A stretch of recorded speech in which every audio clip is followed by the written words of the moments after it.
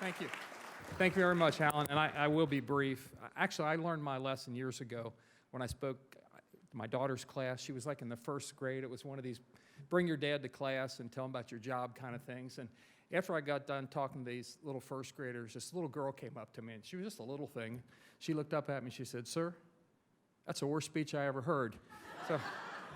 So I felt kind of bad. You know, what I say wrong to these kids? And my daughter wanted to cheer me up, so she came over to me and she said, "Dad, don't worry about her. She just repeats what all the other kids say." So I will keep it very, very brief. And I kind of like to tell a story. Alan mentioned the College of William and Mary, and I like to talk about some of the distinguished people that went there: George Washington and Thomas Jefferson and James Monroe and President Tyler. You know, Tippecanoe and Tyler too. Tyler went there, and Alan Mullihan and myself. We both went there as well. Second oldest college in the country, and Harvard may be older, but William and Mary's cooler, right, Alan? I always thought so, but. It is, that's right. But in any event, I really will be very brief. I got my start in politics and government back in the 80s when I was first elected to Cincinnati City Council, and I was made the chairman of the Law and Public Safety Committee, and one of the first things we did was create a youth crime task force. And we saw that drugs were really becoming, you know, tougher and tougher. We had a whole range of issues that were problems, but drugs were certainly one of them among our youth in Cincinnati. And the new potential scourge was a new drug coming out at the time, which was crack, which was going to take over the communities, and ultimately really did. And it seemed like heroin, for example, was kind of a thing of the past, and we're now seeing it rampaging back all over the place, both urban areas and rural areas and suburban areas. It's everywhere, and it's a real problem. And I know it's one of the main things, I'm sure, you'll be talking about in your time here in Washington.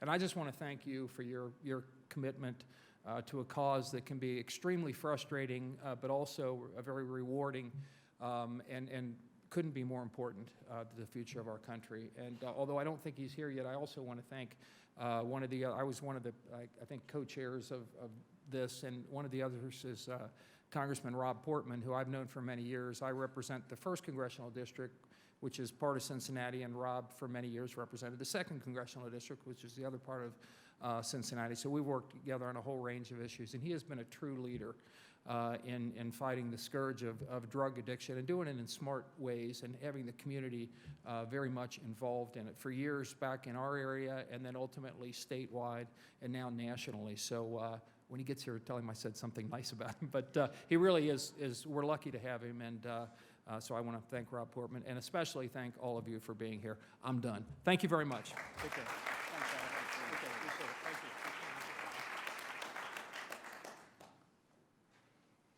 you. Thank you, Congressman Chabot, and thank you for your sponsorship of CARA on the House side.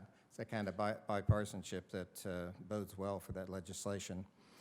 Well, I don't think at this moment we have any additional congressional speakers lined up. There will be some, I'm sure, who will arrive during the program. But at this time, I'd like to welcome some very special guests.